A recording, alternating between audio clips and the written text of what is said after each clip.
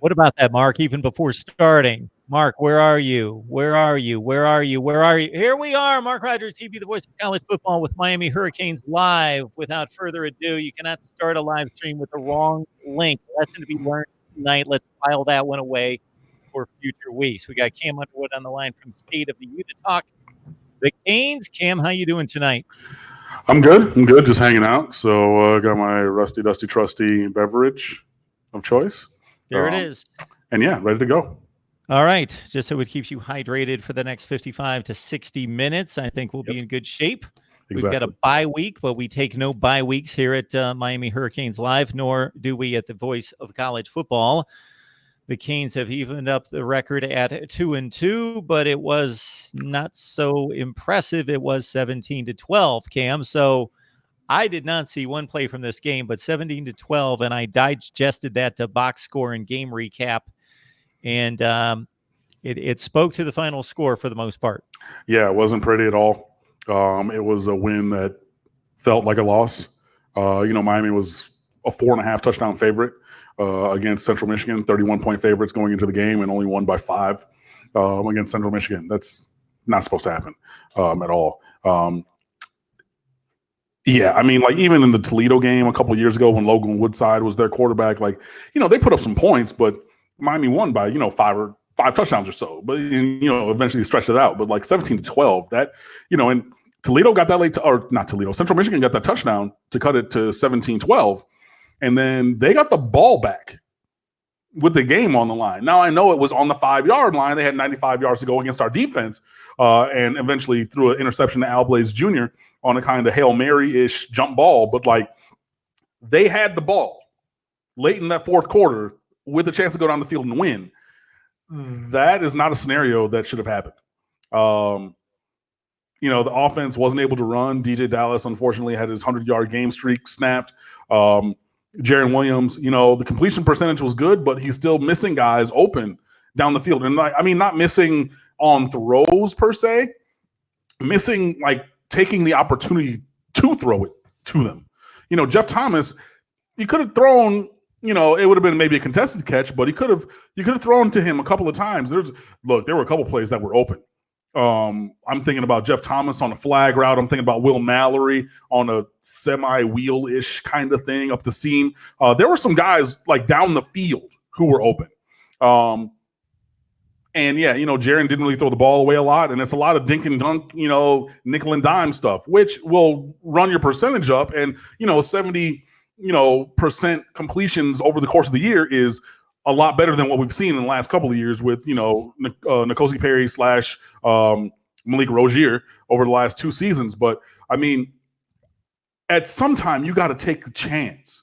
And I think, in the course of the Central Michigan game, Jaron Williams crossed the vanguard of 100 passes with no interceptions. He's the first Miami quarterback to go his first 100 passes without throwing an interception, as per Tim Reynolds of the Associated Press. And that's fine. But now I think that that's becoming a thing. He's like, oh, I don't throw interceptions. But you're not taking chances either, Jaron. So, what are we doing here? You got to blow the top off the defense sometime. And we're not seeing that. The offensive line took a major step. The whole team really regressed.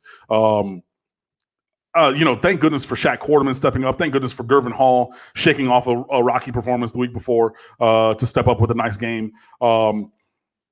But it was a win, but it just leaves such a sour taste in my mouth, honestly. Why are we doing I formation with a fullback, hard play action? Again, the one where you turn your shoulders and turn your back to the defense. Why are we doing that on 3rd and 11 when you're averaging 1.7 yards per rush? Nobody's moving, none. Period.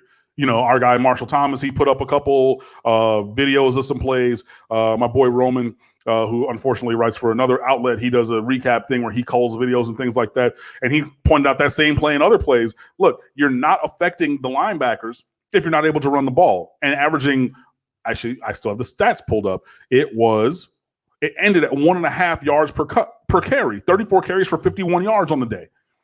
You're not scaring anybody with hard play action on that.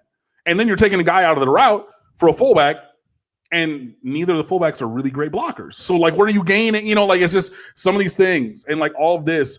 And Manny Diaz talked about it. He said, look, there are 100 things wrong to fix. We like fixing them after a win rather than a loss. And I quote tweeted that and I said 100 ? Because I mean, there's a lot of questions and not a lot of answers. And this team continues to play below the level of their talent, play down to and below the level of their opponents. And we've seen that time after time, year after year. Even in the 2017 season, which started 10-0, those last 3 games were terrible. Last year was up and down. The year before that, 2016, the year before the good year, that was up and down. Just like all these, it's been up and down for a good long time. And this looks more like that Miami than any kind of new Miami, which is why I said I'm not going to use that moniker until I see something new and different, because I'm not seeing new and different. The only new and different I'm seeing is, some players who are established in their careers for being and exuding excellence, not doing that as routinely as they have in the past. And that's not the kind of new that I think that Miami wants to be. So, it left a bad taste in the mouth. I mean, it's a different kind of bad than the bye week after Florida, which was an actual loss and a rivalry game and everything. But if you're looking for good from last week, there was a little bit. I mean, even on the first drive of the game where Miami went down the field and scored, that touchdown was on a 4th and goal play after you got stuck 3 times from inside the 5. You know what I mean? So it's a rough week around here, honestly. Manny Diaz continues to talk about, needing players in practice to step up and fix it. He said last Wednesday's practice was the worst of the year, and we saw that borne out on the field on Saturday. Today, even he stopped practice and, yelled at the team and said, I need leaders. I need y'all, somebody on this field, one of you guys wearing a helmet and shoulder pads to help fix it. Because if you want me to fix it, you're not going to like my fix. And honestly, Manny, I'm at the point where I don't care who fixes it, but it needs to get fixed. Yeah, so Miami survived 17-12 as Cam outlined there, and I went through the play-by-play and the recap and so forth, and I saw, Central Michigan took over the 5, so the likelihood of them scoring a touchdown was extremely low, but anytime the other team's got the ball in its hands and they can win the game, then that's some serious stuff, and Al Blades picked off the pass at the 41 to end it. Speaking of Jaron Williams and the decent statistical performance and the ability to protect the ball. So to me, this has to be coming from 2 different places. So as you pointed out, to win in business, to win in sports, to win in almost anything in life, you have to take calculated risk. You don't take stupid risks and chances. You take calculated risk, or there are small gains to be had, and those typically won't result in winning big, whether that's in the stock market, in business, in sports, etc. You got to take a 3-point shot. Is that your best percentage shot all the time? Typically, no. But there are reasons that you have talent on the floor and shooters on the floor and spacing, and when they've got their shot, you got to take it. Right. On and on, wide open from the short corner, then, let it go. Yeah, I get you. Yeah. And for Jaron Williams, not taking those shots downfield, I don't know if that's because he's a young quarterback and he just can't pull the trigger on that throw, or does that come from a head coach who's not necessarily doesn't come across as a conservative coach, although most coaches are conservative by nature, but being a defensive minded coach, knowing that that's his fallback is to lean on a defense that should carry you home to 8 or 9 wins, then let's protect the football. Yeah, but I mean, when you got guys running butt naked wide open, I mean, they're high school open. They're good high school against the bad team in town open. I mean, again, Jeff Thomas on that first drive against Florida. Yeah, I know there was a sack on that play, but he spun his defender around, his butt naked wide open. This game, he's up the seam or he's up the left side, and Jaron came off of that read quickly. And I'm like, dude, throw the ball, fit it in there. Like you have the arm to do it. Give them a chance to make a play. There's another flag route, wide open. Brian Hightower was going on the flag. Didn't throw in the ball. Look, so you got to cut that ball loose, and you got to stop being scared of turning the ball over. You know what I mean? Turnovers are going to happen. Interceptions are going to happen. Why? Because you play quarterback. So you can't sit here and say, okay, well, I went the whole season and threw no interceptions. I mean, that is a stat to be lauded and applauded. But if I'm only throwing 15 yards and in, and on top of that, Jaron, look, I like Jaron. Jaron's doing a very good job. There's room for growth. Jaron has thrown interceptable passes that have not been picked off. I kept talking last year about the game being a half step too fast for him. He's looking one way and then he sees a linebacker from the other color flash, so he double pumped and everything. He's throwing those balls now, and there have been guys who've gotten their hands on balls flowing underneath those RPO slants and whatnot and have not picked them off. But there have been 5, 6, 7 balls in 4 games that could have been intercepted.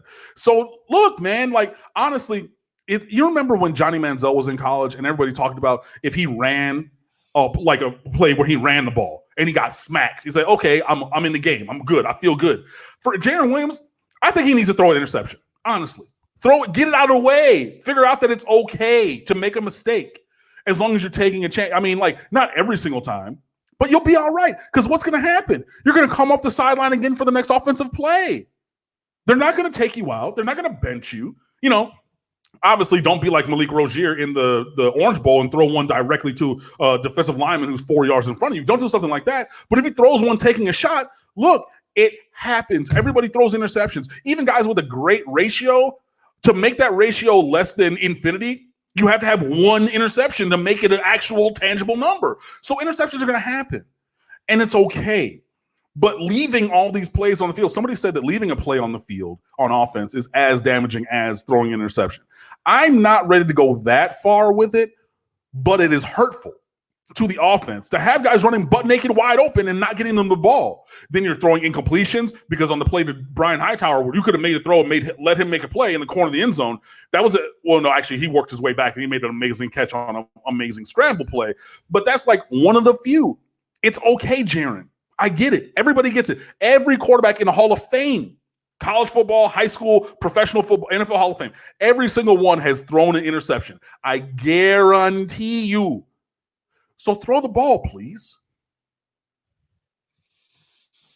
We talk Miami football each and every week is what we do, and we are getting to the fun part of the season once we clear this next bye week as we dive into Coastal Division play with Virginia Tech, Virginia, and Georgia Tech the next 3 weeks after that. Miami, of course, with a 1 loss in ACC play, can make amends, and they've got the teams that they need to beat right in front of them, and will need to find some solutions to the offense, though the defense continues to perform pretty well.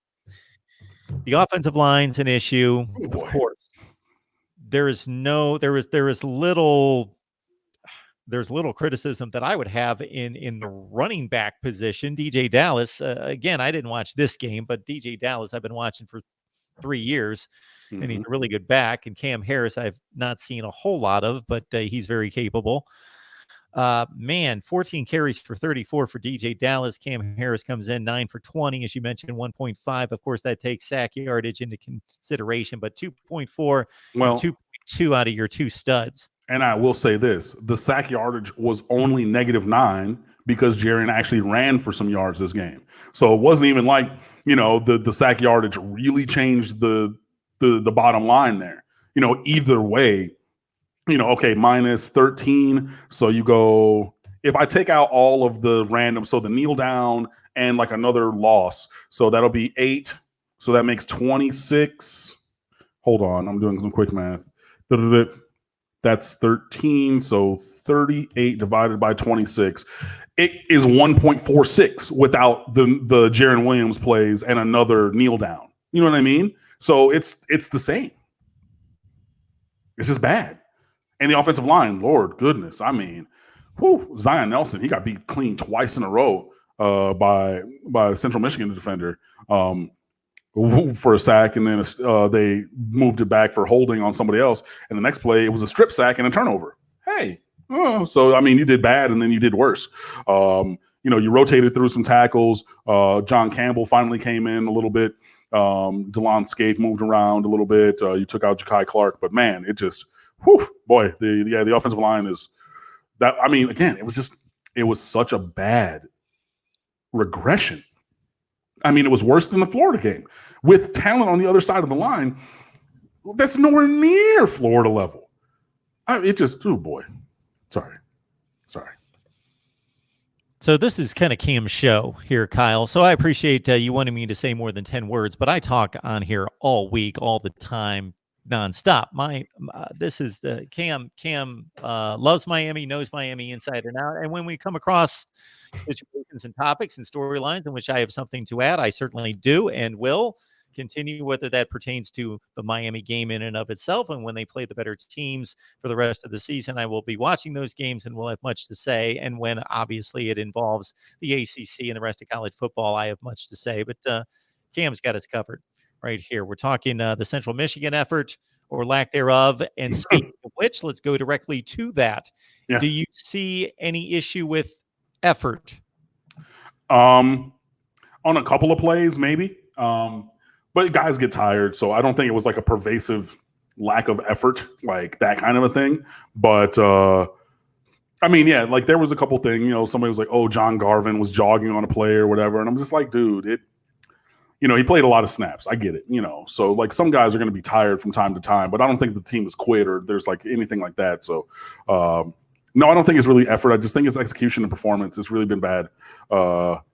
And just kind of that like want to, you assume that you're going to blow them out and everything. Go and blow them out and then celebrate. And I think that's the lesson that should have been learned. I don't know why we had to learn it against Central Michigan. I don't know why like 2 losses to begin the year don't have you running around like your hair is on fire. Obviously, metaphorically, because I don't got any.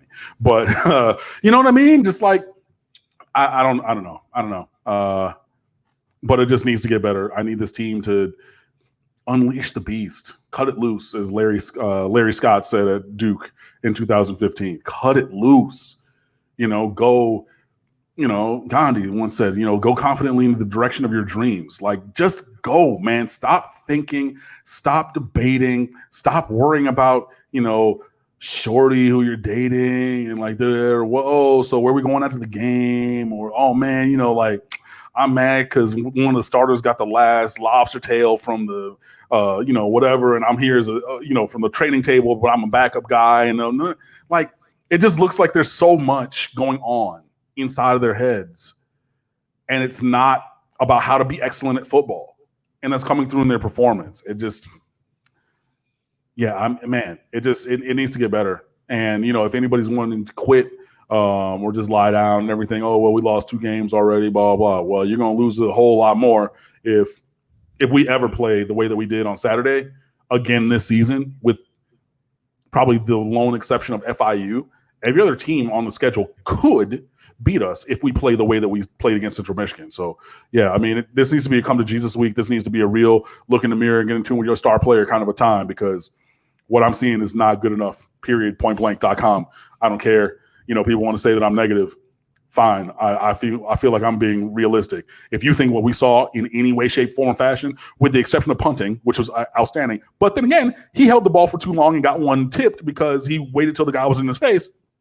The punts that were not blocked were amazing, but you got one partially blocked. You know what I mean? Like, there was nothing that was fully passable, fully Miami caliber. We're going to win games if we do that interaction again. So it needs to step up, or it's going to be, for me, it's going to be like last year. It's going to be like 2015, 2016, where, it's a 50-50 chance of me coming on here on a Wednesday night talking about a win or a loss, because it could be either. So not that anybody has really earned the right to just walk on the field and expect to win, but I can understand it out of fill in the blank, whatever program. There's 3 or 4 that come to mind in regards to having that thought that, we do this all the time. We play X, Y, and Z games a year and we win 50-0 over and over and over. Now, from a brand standpoint and from a recruiting standpoint, talent standpoint, even though they've not accomplished anything in a long time, you can expect. I could understand the human nature of a Miami player walking out onto the field thinking, this team just lost to Wisconsin 60-1. We should be able to tear through them like it's nothing, and not necessarily being motivated. They shouldn't be like that. They haven't, not that anybody again has earned it, but you can understand the thought process of beating up teams like that over and over and over and getting into that type of mindset, but they haven't done that. So you wouldn't think that they would do that, but who knows? I can't get into the hearts and minds of these folks. Corey Jeff contributes to the channel and to the show. Thank you so much for that. So I will stay by my 8-4 preseason prediction. Have you altered, Cam, your thoughts about what the final record will look like? I mean, 10-2 is still in play, but I'm becoming a doubting Thomas of my own prediction from before the year. I just don't think that this team has it. The team has the talent to run the table the rest of the regular season. I just don't think that they're going to, honestly. So, yeah, I mean, I'm erring more towards where you are almost, like a full 2 games below what I said, going towards the 8-4 mark, just because they're going to the point of the fact where they're going to have to prove it to me before I believe it. So, whereas a couple of weeks ago, before the year, right around my birthday in August, I would have called you crazy to say, 4 or 5 losses in the regular season. But unless things change, that's a very real possibility right now. So, I mean, I'm not going to necessarily like change my prediction per se, but like I've come to terms with the fact that like, hey, this quote unquote new, changed, different, updated, improved Miami might be a year or 2 away from actually, being seen on the field because, it has not taken. It's like if you own a house and you get sod and you put it out and you try to get the sod so you get the grass and everything, but it dies and it's just like that rag right on top. It's like that almost. Like I'm waiting for the roots to take and it to really catch in there and become part of that, part of the program, part of the fabric of what we have, and I'm just not seeing it. So yeah. Well, I certainly had a number of people question me, to be kind, were very critical of my prediction. And I got to say, when I looked at it on paper, I thought, Mark, you're picking them to go 8-4. And just based on sheer talent, as you've stated many times, and I totally agree, they're as good as everybody on the roster, as everybody on the schedule, just based on roster talent. So even the Florida game I thought was in play, and it was. They were down to the last play of the game. That game was a toss-up. So I even thought, man, they could go out there and beat Florida game 1. And I'm sitting there saying they're going 8-4, and that's the best team on their schedule. What am I thinking? I just thought it might be this kind of clumsy season in which they're finding their way. Yeah, and I know that it was a loss. I know that. So before I say anything else, my point that follows, I know that Miami lost to Florida. Where is the performance on that level the rest of this season so far? I mean, yeah, you want to upgrade, improved performance from the offensive line, but where is that effort and execution and performance that we saw in the Florida game any other time? No game have we played that hard or that well. None, not even the Bethune-Cookman game. We have not had that kind of a performance again. But against teams that are not as talented as Florida, if we had that kind of performance, we would have won games. So what? It just, yeah. So because of my internet issues, I believe that everybody, after you started to analyze the Florida game and how they played their best game of the season, should be improving from that. Haven't been, missed it all. Not because of you. I thought it was you at first, but I checked some things and that was me, and we're back on. Oh, okay. No, I mean, basically, not even if we improved from Florida. If we were consistent in that level of performance, then we would be winning games that, obviously we're not, or playing to a level that we're not. So yeah, I was just questioning where that has been because, I mean, even from then, yes, and I know that you want the offensive line to play better, but dude, come on. So, Glenn, if you can expound upon that, what Cam is so wrong about that. I get comments like that all the time about you're a knucklehead, that was a stupid remark or whatever, and then they're not specific, so I can't even speak to their criticism. Right. So whatever Cam was wrong about, you can certainly write back, as Glenn is also pointing out, silly point blank. Thanks for watching, Glenn. We've never seen Glenn before. We've never seen you on the live chat. I actually, despite those 2 disparaging comments of Cam, I'll speak for myself here. I appreciate you being here, but please explain yourself. I don't believe Cam minds the debate, but he needs to know what the debate is to start out, because I certainly don't mind the debate, but I want it to be logical, and I at least want to be able to understand and know what it is. I think that Glenn is one of those kind of people where he's just going to say something like that. And that's perfectly fine. If you disagree or believe me to be off base or silly or whatever it is, that is entirely your opinion. That is perfectly fine. All right, we got to you, Goldwire, chiming in, and thank you so much for the contribution to the channel. I cannot really express, I don't do it well enough, effective enough to express when you make a contribution to the channel, and that can come in so many ways: the likes, the comments, the shares, and of course, subscribing to the channel, but also sending us something in the super chat. We thank you so much for that. You Goldwire asking, what's going on, fam? I have a question for Cam. Is DJ hurt? And when will they run Zoe? Number one, to the best of my knowledge, no, DJ Dallas is not hurt.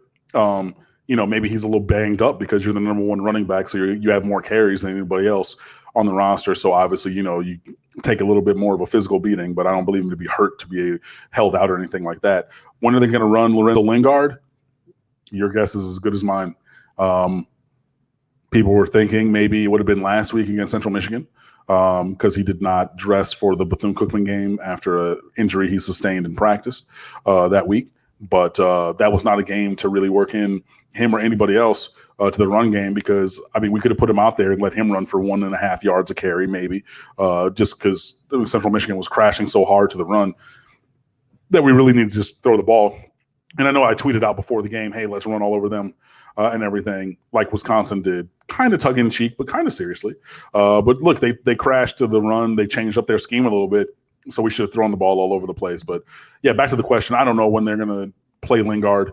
I don't know. Hopefully it's soon. I hope that I don't know. Maybe they are looking at redshirting him this year because he did not redshirt last year. He played in 6 games. I looked at the participation report from last year, the final report to confirm that he played in 6 games. He only had carries in 1 or 2, so he played on special teams in the other ones before his year ended with an injury.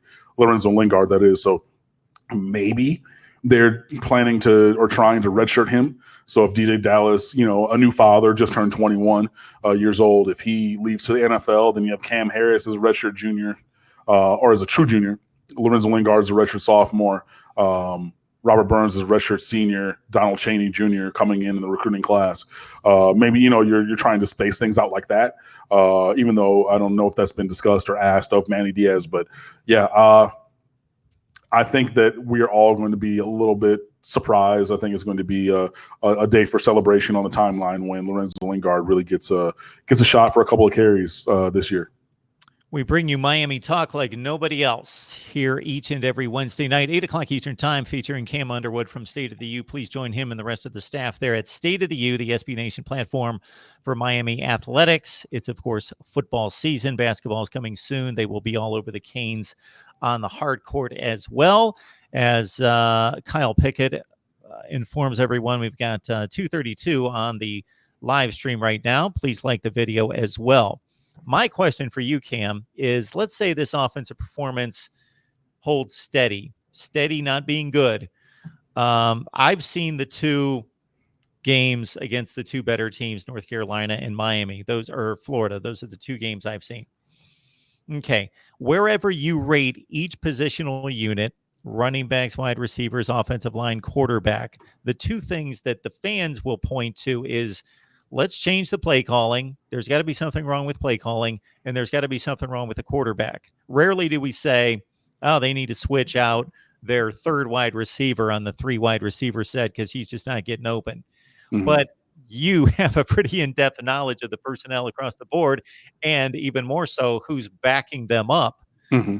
If this offensive performance holds true against a Virginia Tech team that by name should be much better than Central Michigan, but by performance, they're maybe Central Michigan's like the 75th to 90th best team in the country, and Virginia Tech's like the 50th or 60th best team in the country, based on what they've shown us thus far, like beating the likes of Furman by a touchdown. This team, talking about Miami, should beat Virginia Tech by 2 or 3 scores. They're better than Virginia. Virginia's got it more together right now. That's going to be a fascinating game. So those are the 2 next in line that have obvious Power 5 athletes on the defensive side of the ball, especially Virginia is really good. So if this performance doesn't get better on offense, what are you seeing that are the main culprits? And which positions have the backups to possibly make changes? Good question. The offensive line is a clear issue. And just trying to move things around. DeLon Scaife, should he be at right guard next to John Campbell at right tackle? John Campbell came in and played left tackle for Zion Nelson a couple plays. So there's that. But I don't think that there are the backups there to really make any major changes. Cleveland Reed, who lost out on a job to Ja'Kai Clark. I mean, he was struggling to make the 2-deep. A former 4-star offensive line recruit. He's going to transfer. He's in the portal already. So yeah, that's going to be an issue, and we're just going to have to get by with smoke and mirrors some way somehow on the offensive line. I think the play calling does need an update because we haven't seen the good play calling. That first drive against Florida was awesome. We've seen some things mixed in, but it's not. We don't have that rhythm. It's kind of like I have a friend, and she used to date somebody who was an aspiring DJ. Like, DJ, disc jockey. Have you ever been around a DJ when they're learning the craft and the trade and the beats don't line up and the mix doesn't fit? That's what I feel like on offense. It's like we have one groove here and one groove here, but there's no transition. It's just this weird kind of thing in between, and that messes things up because you got to get into some kind of flow. If you watch Oklahoma game, they got flow. LSU, O State, Wisconsin, they have an identity and they have a flow to the offense. Like it will transition and they'll do different things. It won't be the same thing all the time, but they will seamlessly do, and they'll just go from one beat to the next. It will just go, but we don't have that. And yeah, I think that the player usage needs some updating. Daniel Gould, friend of mine, he does stats and everything, and he contributes those to the Miami Herald. He's talking about, dude, sub out a fullback for a third wide receiver or second tight end from an I formation. Just go ace, single back, in those instances instead of a fullback, because a fullback clogs everything up. That would be great. There's that. And also, I think that this is a little bit on Jaron Williams because you need to take those shots. You need to hit those guys because when we dial them open, the ball needs to be there. It's like you all know that I used to be a teacher. I was a choir director. I ran a choir program for 15 years at 2 different schools. I never asked for stuff. I didn't ask for money. I didn't ask for uniforms. I didn't ask for music. I didn't ask for anything because I figured out a way to get it done. But a couple of times I did ask for a little something, whatever it was. I need this favor or that or whatever. But I had that cachet and said, I don't ask you for stuff. But when I ask you for it, I need it. And for Jaron Williams, those are these when these deep shots are open. We don't give them all the time. They're not always there. It's not a whole thing. You need to throw deep every play like this is, Baylor when they were good under their former coach with all that stuff going on. It's not Oklahoma where you're taking deep shots all the time. But when they're there to be taken, you got to take them. And I don't think that that's happening. So those are 2 things there. Running back, I think we're loaded. We can go with any number of, guys. Robert Burns has got some carries. He's looked good. Cam Harris is very good. Again, he's had more than 100 yards taken off the books by holding penalties. DJ Dallas is number 1 running back. Lorenzo Lingard is a 5-star talent, probably the most physically talented running back, almost most of the physically talented player, on the roster. Wide receiver, we got enough guys there to figure everything out.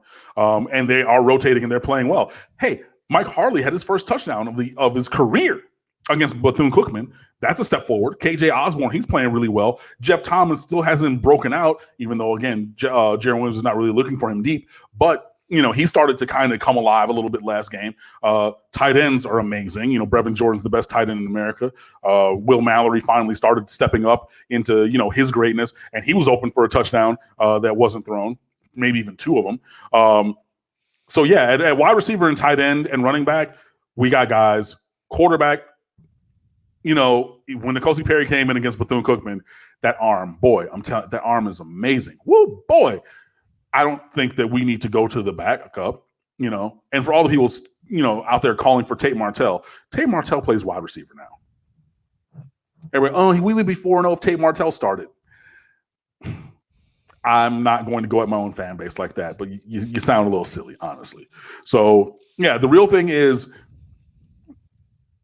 taking the shots when they're there to be taken on offense, maybe not using a fullback so much, being more efficient on offense, and then just figuring out some way to get by on the offensive line. Those are the things that I see for the offense needing to move forward. Oh, and sorry, the last thing, Bill Connolly, formerly of SB Nation, now of ESPN, does his advanced stats, says the difference between Miami's performance, their efficiency in running downs or standard downs, first and second, versus passing downs, third and long, the difference between those, the delta, the change between, is the largest gap since he started doing this. So I think it's like 40 or 50 something percent efficiency making the yard or, making the metrics or whatever in standard downs. It's like 13% in passing downs. One of the lowest and the biggest gulf between those he's ever seen. If that doesn't need to get better, I don't know what does. So let me address a ton on here on the live chat, a lot to clean up here because we've got so many people that are contributing and a number of people that want to contribute. So let me also add that we appreciate all the comments on the live stream and the live chat. What I need to specify, and I say this at least once each week, is that I can only go back so far. So what happens here is we know that you can see all the comments on YouTube. So you can go all the way back to the beginning and see the first comment if you'd like. I can't hear on the application that I have that moves the comments to the live stream. So if I miss your comment, I can only go back like 10 or 15 comments and I can't go back and retrieve it. So I apologize because there's a number of great questions and comments that are there that I would love to make it onto the screen because I try to give everyone that's giving a reasonable comment in some way, whether it's funny, whether it's insightful, whether it's a great question, I try to get you on screen, but I'm just not able to do that because of the number of people that are commenting and I can only go 10 or 15 back. But between Carroll City King 305, Unknown Faith, and a number of other people, I believe Charlie Clark as well. I'm trying to find the people in the live chat. Again, you're asking how you can contribute. Like, comment, share, subscribe. Okay, the way you can contribute financially, please grab the $sign that I believe is in the live chat.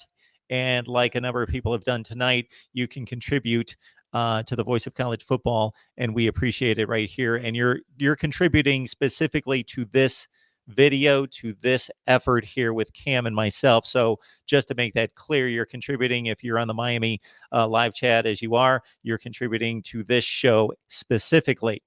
If you want to catch all my predictions, and let's discount the predictions. I was a little bit off this past week. So three good weeks, one bad week. I can't hit them all, but you can get my predictions, but also exclusive content if you go to the Voice of College Football community. And that link is in the description section below of all the videos. And this one, as soon as it processes and posts. So I hope we got to all that. Jackson Porter, I believe, Cam, we appreciate the contribution, but I believe Cam has addressed the Dan Enos play calling. So hopefully you got that. If not, again, the video, the live stream will post, and you guys can jump back and watch all the conversation that you missed. All right, Virginia Tech's coming up in a couple weeks. That would be an October 5th date at home, where Miami's got the next two very important games at Hard Rock Stadium. So the difference between this team on the road and this team at home, we don't necessarily know for this specific unit, but what has that meant to recent Miami teams, Cam? Obviously you play better at home than on the road. The 2017 season, even, some of those games that we won, like, that North Carolina game didn't really go, it didn't start well. It was tightly contested. But yeah, really need to kind of power up with the home crowd, make it, draw on it just like Virginia Tech in 2017, like Notre Dame that year, which was just electric and everything. So hopefully they, are able to do that. But it was, it's a 5-game homestand. So we just had 2 games in a row, so Bethune, Central Michigan, bye week. And then we got 3 more, Virginia Tech, Virginia, Georgia Tech, all at home, boom, boom, boom. So, we have another, 4 weeks until we hit the road. So hopefully they figure some things out. King Louis, about every fourth question he pops up, and if I went through all the people that I'm seeing your handle for the very first time, I would love to do that, but we just don't have enough time because I like to credit and recognize everybody I see joining the live chat for the very first time. But King Louis 954, you would be one of them, and you've asked 4 times that I've counted. Nice. So we will honor the question. It's almost the weekly question, Cam, of the impact that Bubba Bolden would have on the secondary. Yeah, I mean, he's a versatile playmaker. He's a guy who was going to start at USC last year before his situation where, he was dismissed from the school and went to JUCO for a year. So he's a guy who can hit, he can run, he can cover a little bit. So he's a guy who's able to come in and, hopefully be an addition to the rotation. Maybe he can play some inside slot kind of defense. Maybe he's, just safety. But our safeties are all over the place. They're deep, center field. They come up, they blitz. They, sometimes they're covering receivers and things like that. So he has a vast skill set. So, and he's very athletic. So I'm very excited for Bubba Bolden to finally, get back on the field for his collegiate career. And we can see what number 21 can do. Cam, Nick Adams is looking for a comment directed about Zach McCloud possibly redshirting. That's a huge, huge thing. It was asked a couple of weeks ago of Manny Diaz if they were planning on or thinking about redshirting Zach McCloud, and he unequivocally said, no, we're not doing that. Boom, that's it. And then he didn't play in the Central Michigan game at all. And then apparently he went to the coaches and said, hey, I would like to redshirt, as a true senior.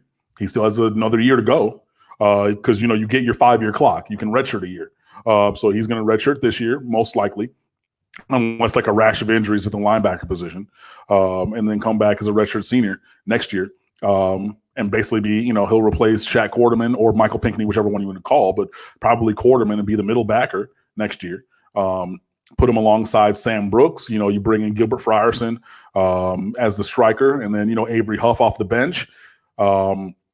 That's plenty of athleticism at that second level. And that changes the entire complexion of the linebacker position for next year. So, I mean, I don't know if Miami had considered that before, but for whatever reason, it has come to pass that Zach McCloud is likely to redshirt.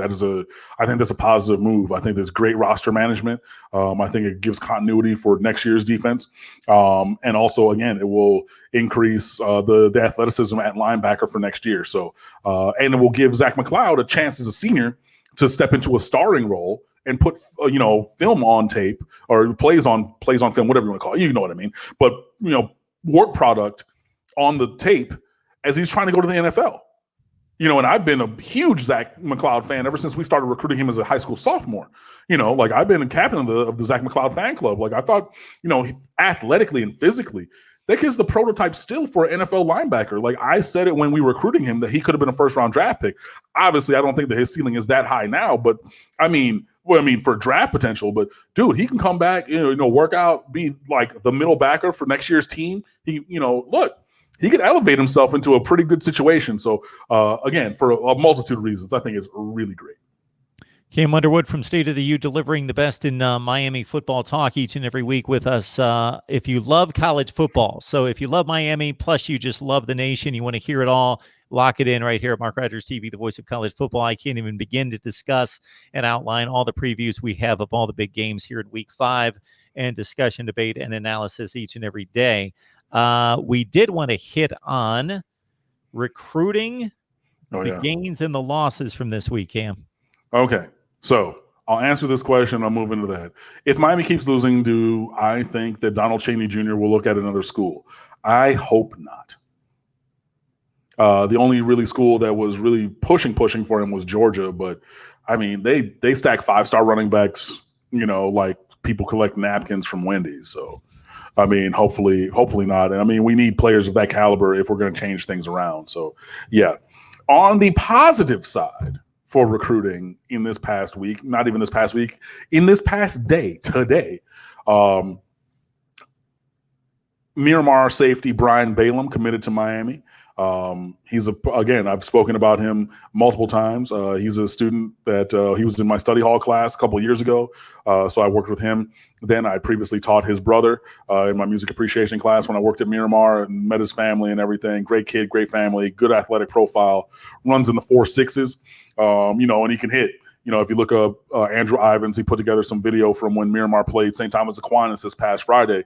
Brian Balaam, he brought that lumber. So, if you're looking to add a solid player, a local player, you can stand on the field at Miramar High School and look southeast and see Sun Life Stadium or Hard Rock Stadium. Like, it's right there, literally. So you're looking over the turnpike. Like, I used to do it before games.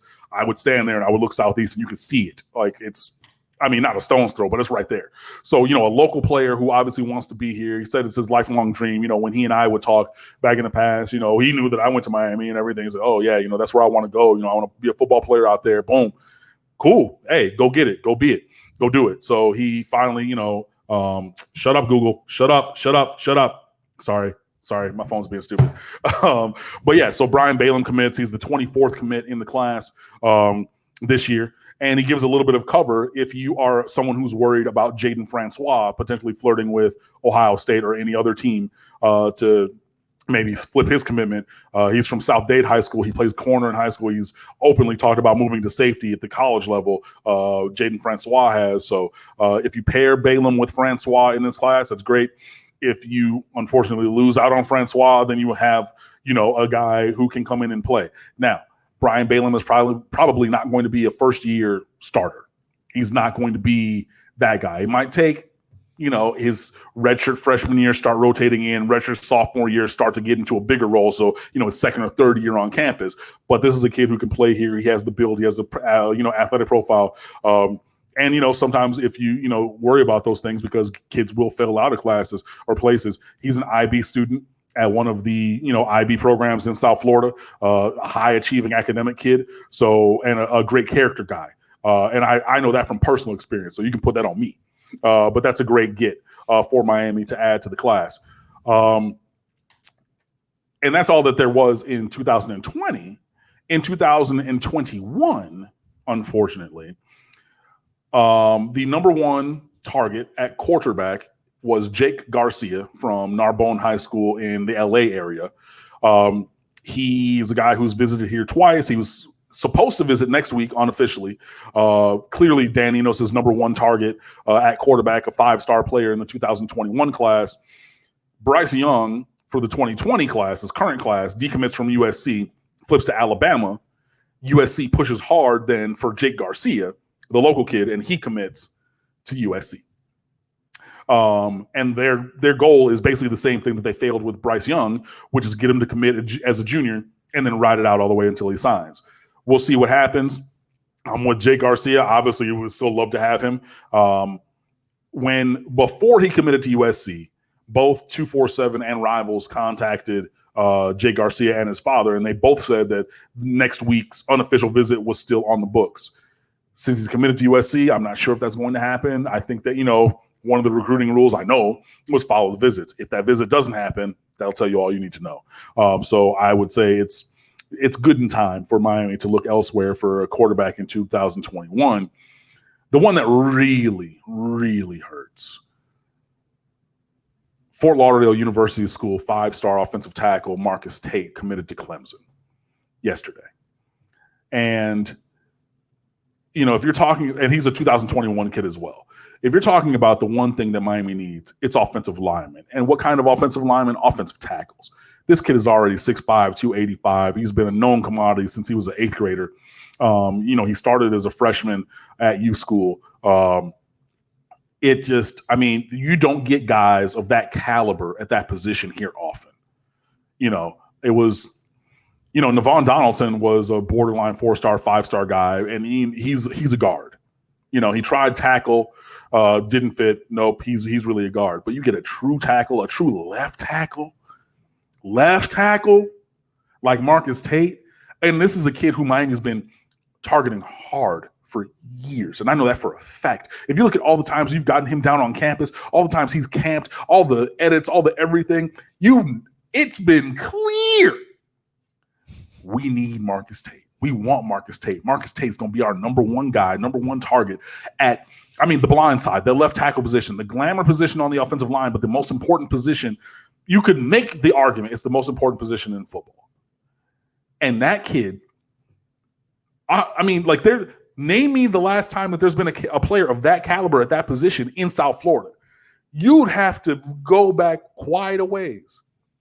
And to have a kid like that as a 2021 kid, so not even about to sign right now, but a year out and some change, and then he drops for Clemson after everything you put, that's the thing that needs to change. You cannot let Alabama, Georgia, and Clemson come in here and just pick who they want, because they're not picking the under the radar guys. They're not picking the developmental, even though they did get Caleb Boateng from Fort Lauderdale High School, who's a developmental guy. But yeah, we can go get him whenever we want to.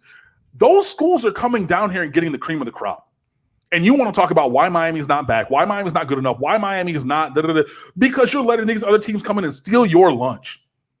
Jerry Jeudy, Calvin Ridley, Sean Burgess-Becker, and the list goes on and on and on. Kenny McIntosh, last class, Tyson Campbell, Patrick Surtain, and the lit. I can sit here for the rest of this hour and just name names of premium recruits who are leaving here to go play at Alabama, LSU, Georgia, Ohio State, and Clemson. Those 5 teams, they come down here and they strip the cupboard bare of the best guys. Frank Ladson, this current class. What's up? Amari Cooper. The list goes on and on and on. And for a player at a premium, like the premium position, there have been recruiting pieces for years. And a lot of people will put offensive line / left tackle number 1, quarterback number 2 on the difficulty with which to evaluate and recruit and get the best ones on your roster. And you have a guy like that who's a 5-star right now and going to be that kind of dude, and he lives in your backyard, been to your campus a bunch of times, been to the games, done all this stuff, and he goes to Clemson. That hurts. That hurts bad. Bad. That hurts, and it's got to hurt for one individual out there, because based on my faith and my values, I abide by the law of love. I treat everybody in love. I walk in love toward everyone, except Cam. I got to admit, there's one guy out there. Alan V. I just hate that guy. Alan, I have no idea what I did to offend you, Alan. I have no idea. You come on, Alan. I see you making comments on here all the time. I have no idea what I did to Alan. Poor Alan. All right. It'll be okay, Alan. But Alan says, Miami needs to start by getting a good field goal kicker. Look, we have the number 1 kicker in 2021, Andres Borregales from Chaminade Badana down here in Hollywood, committed for 2021. He's not going to reclassify. His brother is a kicker at FIU. So he has a family lineage like the Colquitts at punting in Tennessee, or the Aguayos kicking at Florida State. So he has a family lineage of people who do this well. He's going to come to Miami in 2021. But right now, we got Bubba Baxa. That's it. But there's so much that we need, and I finishing out this recruiting class is going to be interesting. I did just post this month's class breakdown on the website, stateoftheu.com. So go ahead and check it out. I don't know, Corey, Jeff, that the recruiting sucks, but it leaves much to be desired. And it's in a tenuous place because, it's just it's in a weird place. Like, we got to start winning some games this year right now. But yeah, I would say, pretty much it's about time to give up hope on any 5-star that you've heard of. Justin Flo, the number 3 player in America, linebacker, he's going to Clemson. Stop. Look elsewhere. But we've been recruiting Ruben Hippolyte from MacArthur High School down in Hollywood. So maybe we are looking elsewhere. Darnell Washington, he just took an official visit to Georgia last week, an official visit weekend that was loaded. That was one of the most loaded visit lists I've ever seen. Darnell Washington is going to go to Georgia. He's not coming here. And even though people are like, oh, how many passes did the tight ends catch last week at Georgia? If you think that is the determining factor, oh, my poor friend, let me teach you about recruiting. But We have, DJ Rogers is new on the radar from Sammamish, Washington. He's in our top 10, or we're in his top 10, and he's coming out for an official visit next weekend or sometime later. Theo Johnson from Toronto, Ontario, Canada. He's coming down this weekend. But yeah, it's just time to move on. And it's just like it's weird. Like, things need to settle and things need to start. Obviously games need to be won. It's one of the recruiting rules. But I mean, Jackson Porter, I hear you. People you want the best players to stay home in 305. That's not happening. And it won't happen until Miami starts winning. And again, we've talked about it before. Alabama had a terrible season, but had a legendary recruiting class, the 2007 season to the 2008 recruiting class. That is an aberration, not the rule. So I don't know how you're going to fix it. I mean, I have some ideas, but, look, it's 9 o'clock. We'll have to talk about those next week or another time.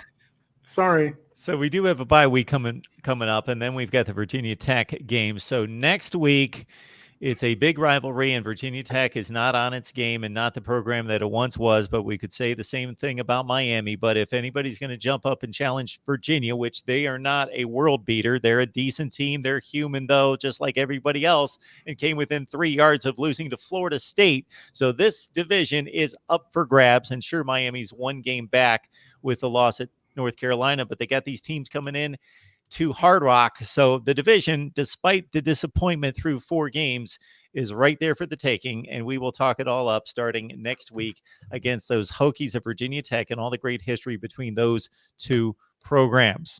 Cam, much respect, comes from me and everybody else in the chat. You deliver each and every week. We appreciate you stopping by. Enjoy your college football weekend. You can kind of kick back and relax and just enjoy what else is going on around the country without having to nail bite it or white knuckle it, as they say, through a Saturday. Exactly. So, yeah, I mean, I got 2 TVs set up over here. I'll be watching a bunch of games and just hanging out. I got nothing to write. I got nothing to do. So that'll be it. But, we're always running the website, 24/7, 365. So stateoftheu.com is the website. On Instagram, Twitter, and Facebook, we're at The State of the U. And my personal Twitter account is at Underwood Sports. Thank you guys for watching. We'll see you next week. Folks, think about this. 2:55 on the line right now. We're usually in the 3:30 range when it's game week. Bring some family, bring some friends, social media acquaintances with you next week, and we will talk it up big. Maybe 1,000 on the line at one point during our show next week. That should be the goal right here at Mark Rogers TV, the voice of college football. Cam, again, thank you so much. Thanks, everyone. We will see you next week, 8 o'clock Eastern time right here. And we will see some of you back for some Ohio State talk here in just a couple minutes. See you soon. Thanks, man. No problem.